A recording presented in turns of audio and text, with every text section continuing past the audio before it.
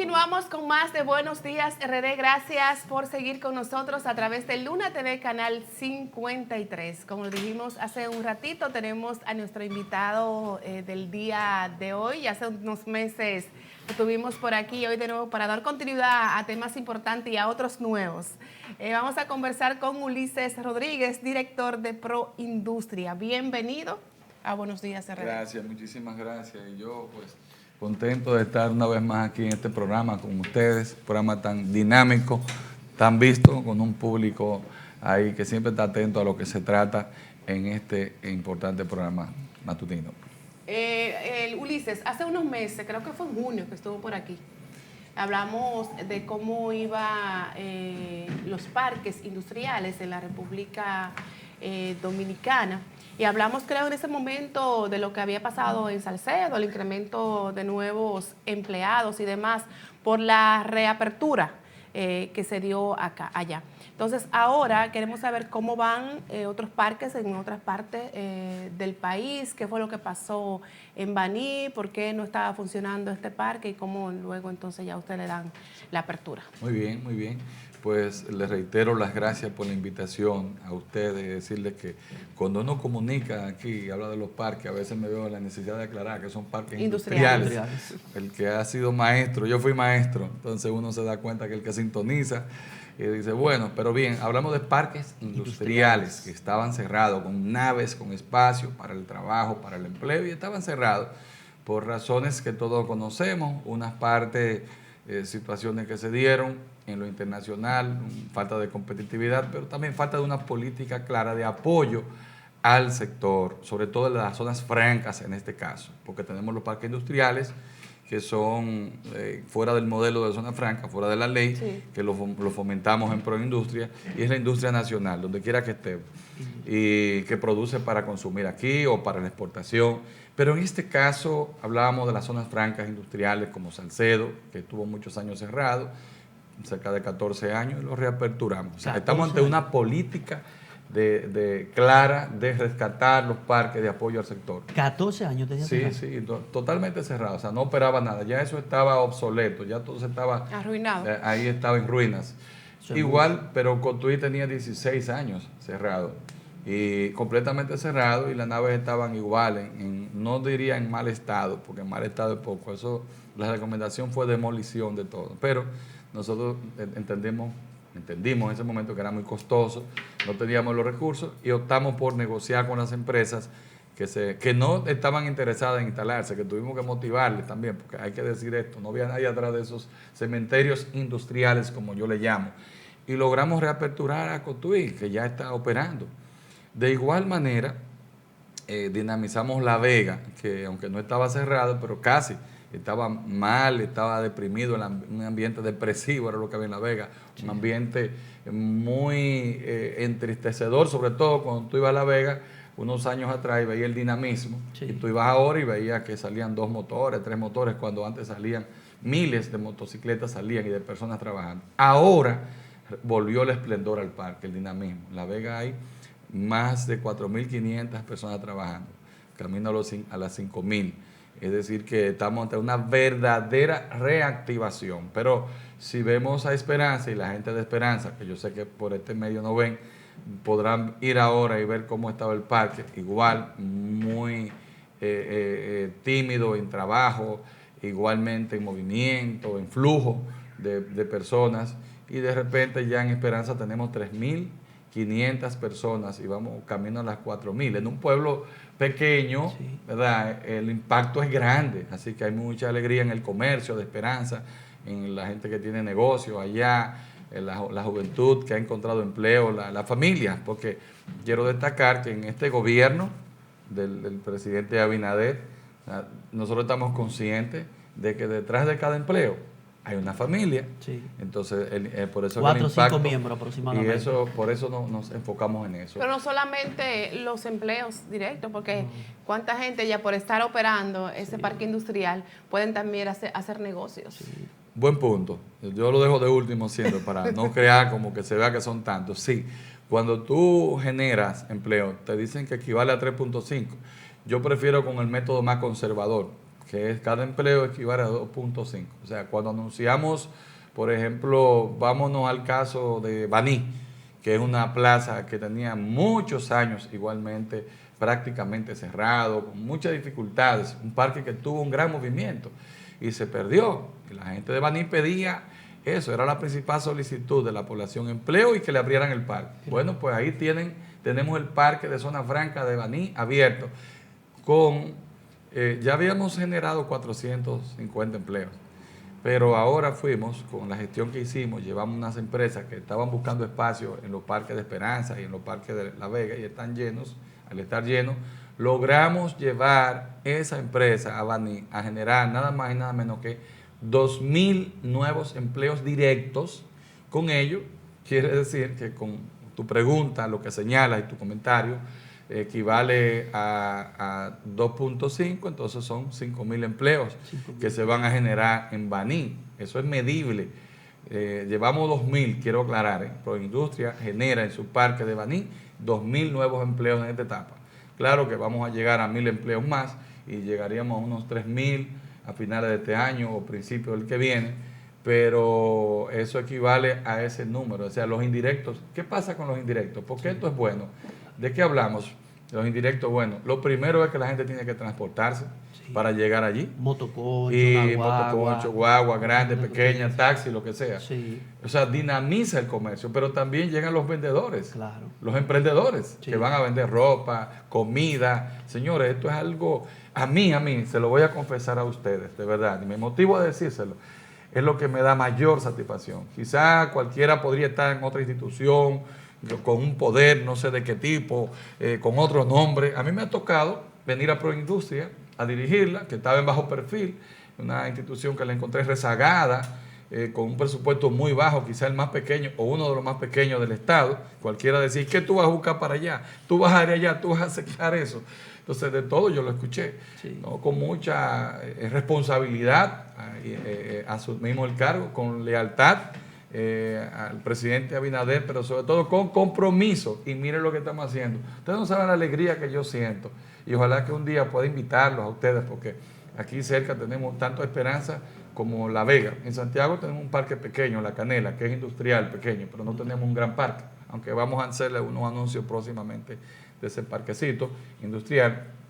Pero me gustaría en un momento invitarles a ustedes, a que ustedes sean testigos, sean parte de lo que ocurre en esos parques. Cuando ustedes ven una madre soltera, testimonio que he visto con 2 o 3 muchachos diciendo que tenía años sin trabajar, mal pasando, y veía la esperanza de su vida en ese empleo, que no es un empleo, no es tan alto, pero es un sustento, claro. Es la forma del sustento. Llega comida a esa casa. Sí, de llevar la comida a la casa, como dicen, pero también a esos muchachos que están ahí, esos niños, y la tranquilidad, la seguridad que le da, y algo digno, un trabajo, no tener que estar dependiendo de nadie. Sí. Y después entra otra persona a trabajar, porque entra uno a trabajar, pero luego entran 2 de una casa, y ahí entonces se complementan. ¿Qué cantidad se ha recuperado de empleo durante todo, desde que tú iniciaste, y la cantidad de parques? Sí, hay que ver que estos parques se sufrió lo que fue un desplome del sector y se perdieron muchos empleos. Tiempo la pandemia. Sí, y antes de la pandemia, porque hubo 2 cosas. Qué bien, hubo 2 pérdidas masivas. Una fue antes de la pandemia, que fue cuando se desplomó el sector de la zona franca. Sí. Se estabilizó con el tiempo y ahora está creciendo. Y la otra pérdida masiva fue cuando la pandemia, que hubo que cerrar. Y el gobierno entró en la política del subsidio, sí. de las ayudas directas a esas personas. Teníamos, para coger un punto, pre-pandemia, 163.000 empleos en el sector de la zona franca. De esos 163.000, en la pandemia se perdieron y quedaban 133.000 empleos. El reto del gobierno ya no era llegar a los 163, era estabilizar los 133, pero se mantuvieron los 133 y se recuperaron y llevamos de nuevo a los 163.000, o sea, a lo que había pre-pandemia. Sabemos que todos, cuando vino el COVID y se cerró el país, decía, bueno, pero nos conformamos con recuperar lo que teníamos antes, claro. Porque sí. Se está perdiendo mucho. Sí. Pues miren, se recuperó lo que había pre-pandemia, o sea, antes de la pandemia, 163.000, y ahora les puedo decir que en la actualidad tenemos más de 192.000 empleos. Esto equivale a decir que estamos en los mejores tiempos del sector de la zona franca. Hablo de la zona franca, ¿verdad? Porque puedo hablarles de la industria con la ley de proindustria. Pero estamos hablando sí, de que recuperamos y crecimos de una manera exponencial, sin precedentes. Sí, porque estamos hablando de recuperar totalmente y crecer en medio de la pandemia en 2 años. Porque ahora vamos a ver en lo que va de año y vamos a ver este año cómo termina. ¿Cuáles son los pronósticos que hay? Según los expertos en el área, los que manejamos esto, que nos ponemos de acuerdo y analizamos y vemos el ritmo. Si ustedes se calculan, solo Proindustria anunció 2.000 ahora en Baní, y los empleos que le estoy calculando es directo. Podríamos calcular los indirectos, pero 2.000 en Baní, y aspiramos nosotros a generar este año unos 6.000 empleos más, solo Proindustria. Imagínense ustedes si somos el 20 o el 22% de los parques de zona franca o quizás de las empresas de zona franca que están en nuestro parque. Vamos a decir cerca de un 20, puede decir un número, puede ser 18, un 22. Imagínense ustedes lo que estará ocurriendo en el parque de Mícalo, Bermúdez, como se le conoce, en el parque Espaillat Mera, donde está Miquilama, donde está Domínguez, Federico aquí en el Pisano. Hablo de Santiago, que lo maneja la combinación UTESA y la gente de COSISA, creo, en Matanzas. También. Y otros parques que tenemos aquí también, y otros en otras provincias del país. Es decir, que todo indica que vamos a sobrepasar los 200.000 empleos en los primeros meses de este año. Ese número nunca lo tuvo. En los mejores tiempos, antes de desplomarse el sector de la zona franca, que se pensó que ya iba a desaparecer, resurge y ahora vamos a sobrepasar los números que tuvimos en aquel tiempo cuando las naves empleaban mucha gente, porque ese es otro factor. Los empleos que se están recuperando ahora mismo son en una época en la que una nave, cuando te empleaba 400 personas, ahora te coge 200 y algunas 30 o 40. Por la tecnología. Por el tema de la tecnología y la diversificación. Porque debo decir que hay actividades que son también consecuencias de la tecnología, pero la diversificación es que teníamos textil y calzado antes, básicamente, pero hoy tenemos tabaco, que genera mucha mano de obra también, y tenemos también, pero hay mecanización en el tabaco, ¿verdad? Los cigarritos que se hacen mecanizados. Y tenemos dispositivos médicos en la zona franca, material gastable de hospitales, interruptores eléctricos, entre otras cosas. O sea, es muy interesante, por eso ya en promedio el empleo, si te daba, vamos a suponer, y voy a hacer un número arbitrario, pero si te daba 300 personas en promedio, una nave industrial de 20.000 pies, o sea, una nave como la gente la conoce, sí. Pues, bueno, pues ahora te puede dar 100. O sea, de verdad le puede dar 100 ahora, puede dar, y hasta menos incluso. Yo diría que menos, pero para que ustedes me entiendan, es decir, que con la misma cantidad de naves, si estuviéramos a toda capacidad, ahora tendríamos quizás menos de la mitad de los empleos. Y no es así. ¿Por qué? Porque aparte de los parques de Proindustria, de los parques que había, se han creado nuevos parques, porque hay más empresas, aunque tengan menos empleo en promedio, pero hay mucho más. Las exportaciones de zona franca, señores, algo increíble, sobrepasó los 8.000 millones de dólares. Ustedes saben que la economía se nutre de un país de eso, de las remesas, más de 8.000, 9.000, 10.000, el turismo cerca de nuevo, 10.000 millones de dólares, las exportaciones tradicionales, en fin, cada parte de la que estamos señalando es la que se le suma a la economía y hace que la República Dominicana crezca, y por eso ustedes vieron que la economía nuestra se convirtió en la 7ª economía latinoamericana. Ahora se dio a conocer, o sea, por encima de países que tienen producción de petróleo. Eso es porque el crecimiento es constante. O sea que aparte de la zona franca y lo que estamos viendo nosotros, que es social, para mí nos concentramos en eso, en el empleo de la gente, en abrir un parque que estaba cerrado, como le estamos señalando, que le vamos a mencionar otro. Viene lo que sería lo que se le agrega a la economía. O sea, recuérdense que las zonas francas básicamente son de exportación. Entonces nos generan dólares, divisas. Y quiero decirle a ustedes y a la gente que nos ve, que los países que no producen para la exportación, que no generan divisa, generan poca divisa. Y eso era un modelo de estos países latinoamericanos, sobre todo la República Dominicana, 70, 80, todavía 90, de la generación de muy pocas divisas. Eso es lo que crea ese desequilibrio, esa inestabilidad social, porque hay que comprar, los dólares hay que buscarlos. Sí. ¿Cómo? Caro, donde sea. Los dolaritos de lo que se exporta por un lado, se va a una cantidad mayor. Entonces se produce aquel tema de la balanza comercial desfavorable, es como el déficit comercial de exportación, que la zona franca y las remesas y el turismo nos ayudan a equilibrar, y ahí nosotros, aunque tenemos déficit todavía, la industria nacional ha mejorado, vamos cada vez mejor, somos más competitivos, pero ahora con el aumento de las exportaciones, como les señalé, eso ayuda a que la economía nuestra sea más fuerte, más robusta, y nos hace menos vulnerables a los choques internacionales. Ulises, por 2 años ya se viene realizando lo que es la feria de emprendimiento en Proindustria. ¿Qué resultados ya tú puedes decir que deja esta feria justamente para eso, para el crecimiento de la economía, para el emprendimiento de gente que quiere tener su propia empresa pequeña, pero tenerla? Así es, como tú señalas, ya hemos estado realizando esta feria, que no es más que una idea que tuvimos amparada en la ley. Nos dimos cuenta de que la institución tenía que jugar su rol. Ustedes ven que todo el mundo habla de emprendedurismo, sí, y de innovación, sí, pero si ustedes se dan cuenta, no encontrábamos como ninguna acción concreta. Y cuando digo esto, muchas iniciativas interesantes de la academia, pero bueno, entendimos de que había llegado el momento de que en la República Dominicana el Estado jugara su rol, porque me tocó viajar como legislador y ver otras experiencias. Entonces nos damos cuenta, yendo a Corea, por ejemplo, y viendo el modelo coreano, cómo se levantó, cómo ese pueblo pobre en los años 50, 60, 70 todavía, con una gran pobreza, cómo se levanta y se convierte en una de las economías más grandes del mundo. Pero es, como les decía, las naciones tienen que producir. Si producen poco e importan mucho, bueno, pues esa es una economía que está condenada a la pobreza, y su gente también. Si se produce mucho, pero para producir mucho hay que innovar. Ahí fue que nos dimos cuenta. Vemos la innovación como algo muy lejos de la economía, y no. Para hablar de economía, de bienestar, de comercio dinámico y todo, tenemos que hablar de innovación con tecnología, y muchas veces hasta sin la misma tecnología. Pero innovar es importante y para poder emprender con éxito.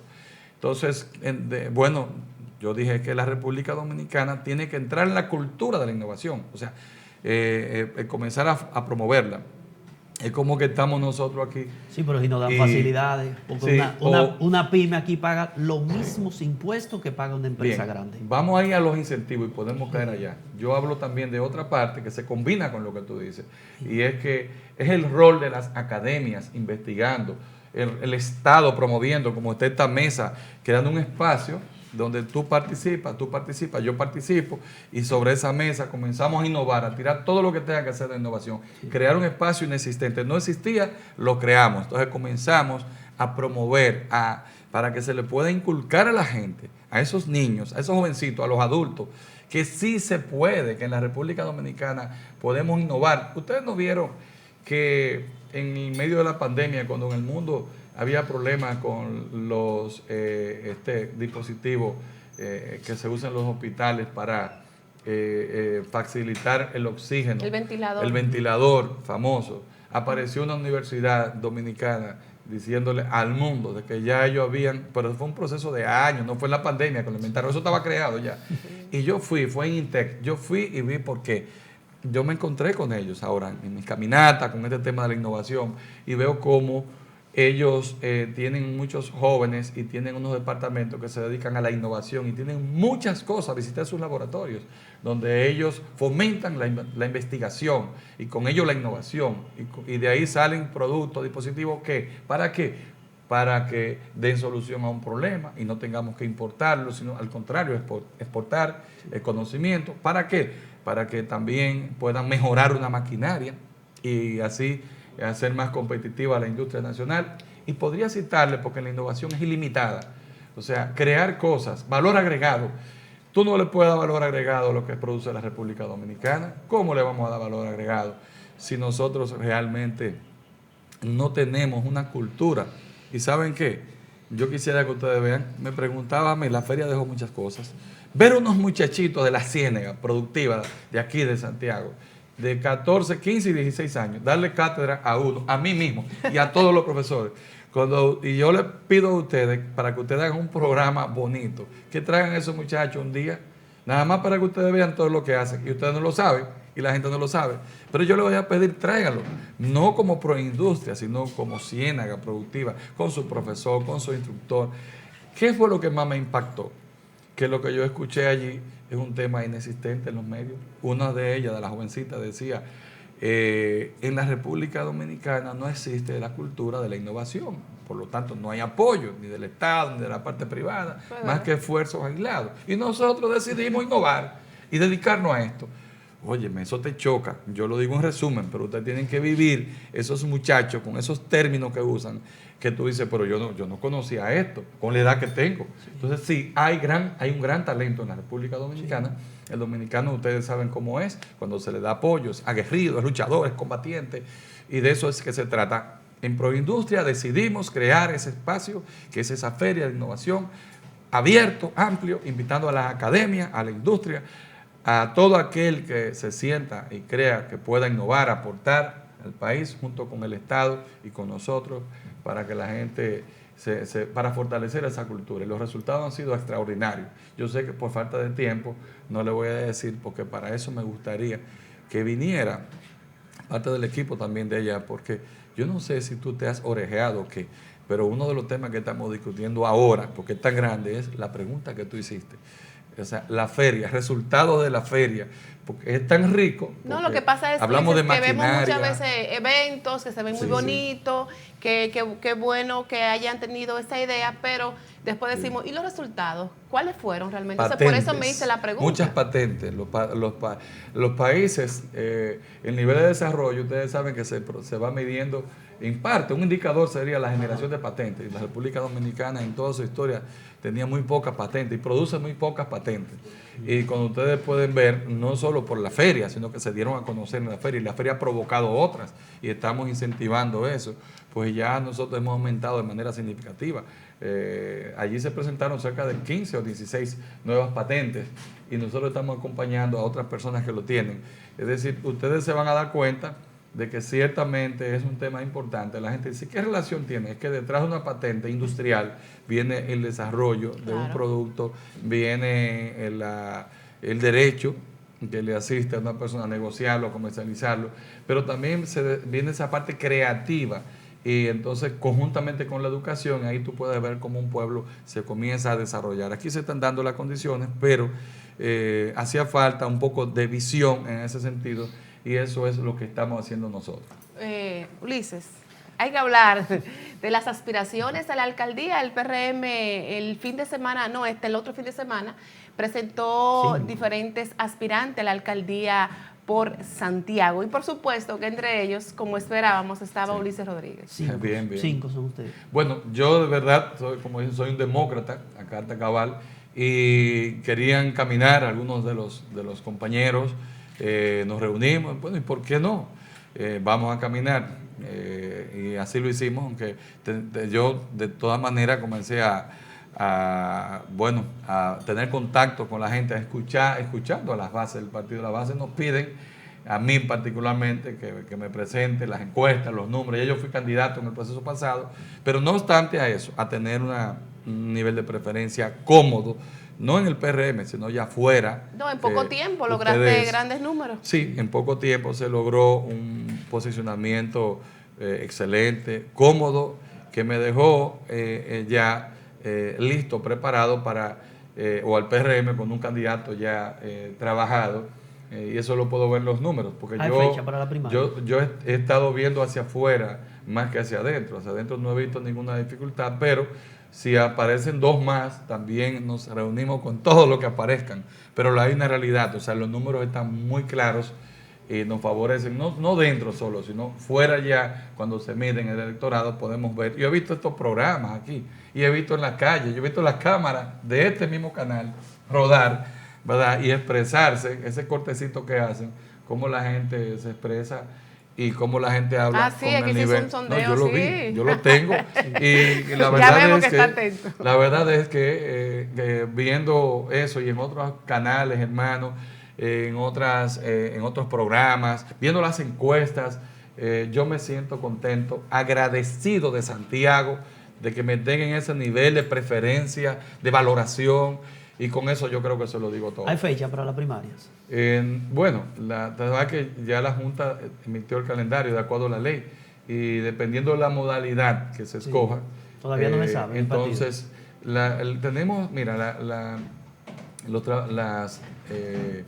la campaña interna se inicia formalmente Junio, julio. el día 2, en este caso, cae domingo de julio. O sea, y las primarias serían en octubre, en la primera semana. Entonces, ahora eso va a depender de la modalidad. En el caso del PRM, nosotros tenemos reunión hoy a las 5 de la tarde, la dirección ejecutiva, porque quiero recordarles, yo formo parte de ese organismo, y en ese organismo es que se decide la modalidad de la escogencia. Hasta ahora todo se parte de la convención, que es lo tradicional, pero hay diferentes métodos. O sea, tú tienes una convención de primarias abierta, la tienes con militantes también del partido, la tienes con de delegado, la puede ser con encuestas. Es decir que son diferentes los métodos, y eso es un tema que se va a discutir, y vamos a ver las reservas, si hay reservas para las alianzas o para lo que sea. Pero Eddie Olivares no dijo eso, porque hace 2 semanas que Eddie Olivares dijo que todo el que quiera tiene que competir, y que eso está bien, iba a ser la medida. Sí, eso está bien. Eso es lo que está bien. Eso debe pero ser hoy así. hay una reunión, y ustedes saben que también. ¿Y entonces qué vamos a hacer con la cantidad de alcaldes que han pasado? Y hay, ¿Vienen a competir? Por eso hay alianzas. Definitivamente que no. O sea, no en todos los casos. Cuando tú tienes una alianza con un alcalde, es que tú tienes que ver o si va a aspirar de nuevo alcalde, si va a aspirar a otra posición, o si definitivamente no aspira. O sea, yo no he formado parte de esa política de alianza. A mí, de los temas que yo no estoy manejando. Ahora, a partir de hoy, después de la reunión de la dirección ejecutiva, donde se van a discutir los temas y a tomar algunas decisiones, yo puedo responder cualquier pregunta en ese sentido. Ulises, un tema caliente este fin de semana que no podemos dejar de preguntarte. En la operación Calamar, que se realizaron varios allanamientos en el país este fin de semana. Y mucha gente se pregunta por qué en este momento se hacen esos allanamientos, por qué no se hizo desde antes estas figuras tan importantes en el gobierno pasado, o tendría que ver con una marcha que había en la capital de la Fuerza del Pueblo, donde las mujeres se estaban quejando del alto costo de la canasta familiar. ¿Qué opinión te merecen esos allanamientos? Mira, yo no puedo de verdad en este momento opinarte, sería una parte de mí, o sea, poco responsable. Primero, como fui legislador, yo podía responderle a ustedes como legislador inmediatamente. El legislador tiene una particularidad, representante del pueblo, pero soy funcionario. Y pertenezco a otro poder del Estado. El poder del congresual, el poder legislativo, tiene una función. El poder ejecutivo tiene otra. Aquí yo soy administrador, aquí yo soy director de una institución.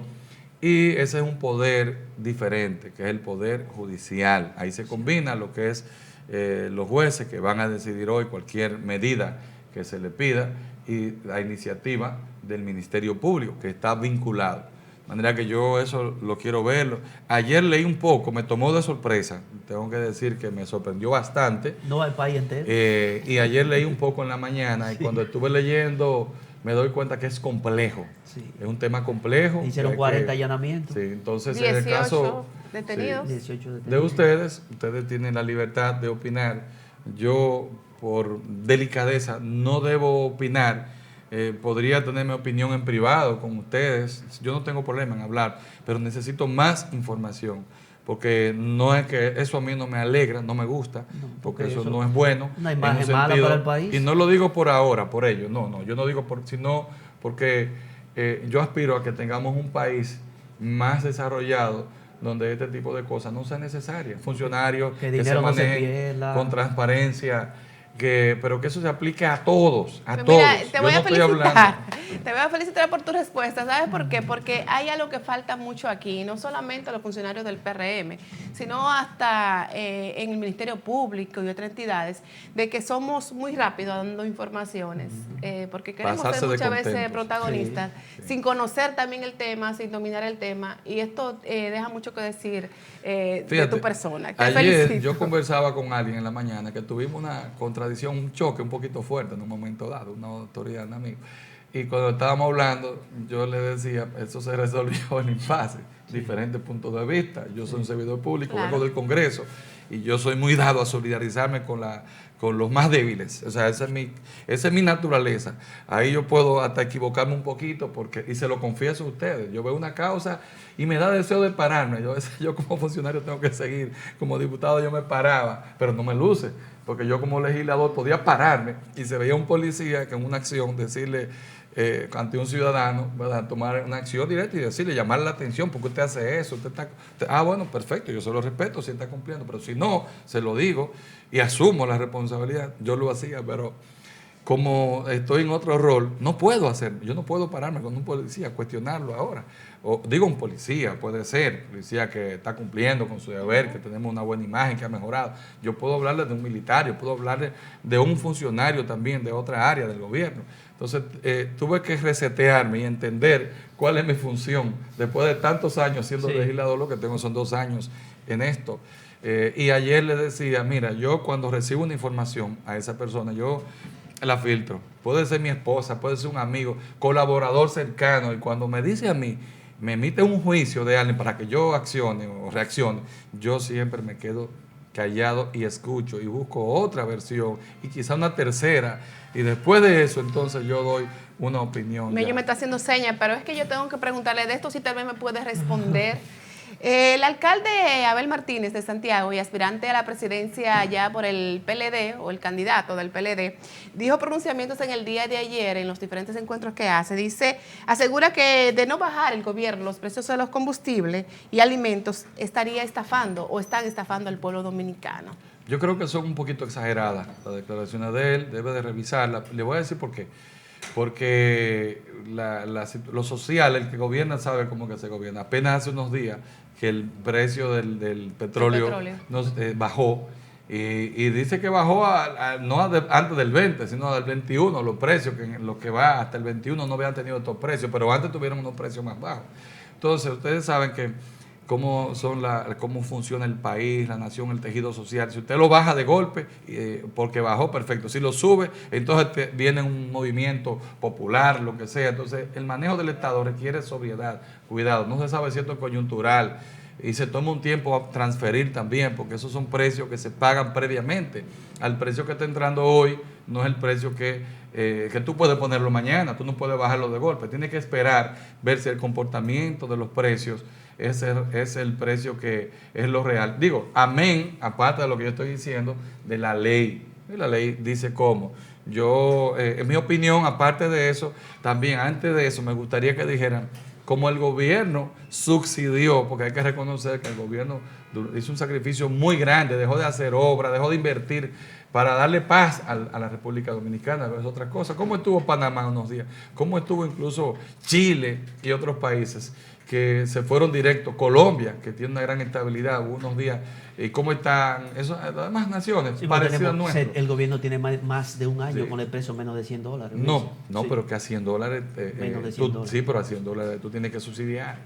Todavía con Pero cuando 85, nosotros buscamos las tienes que estadísticas subsidiar. de años atrás, se llegó a estar a $140, la gasolina no costaba $200. No, pero no se había dado tanto, nunca un periodo tan largo, de los precios tan grandes, tan altos a nivel internacional. Yo lo que digo es que hay que reconocer, ustedes saben cuánto le costó al gobierno. $2.847. Ese subsidio, ¿cuánto le costó? Fueron miles y miles de millones de pesos que tenían que ir a obra, pero por la paz social, ustedes lo saben, cómo estaban todos esos países, ustedes cogen los videos y perdieron la paz social, la tranquilidad, y también pierden las inversiones y pierden todo.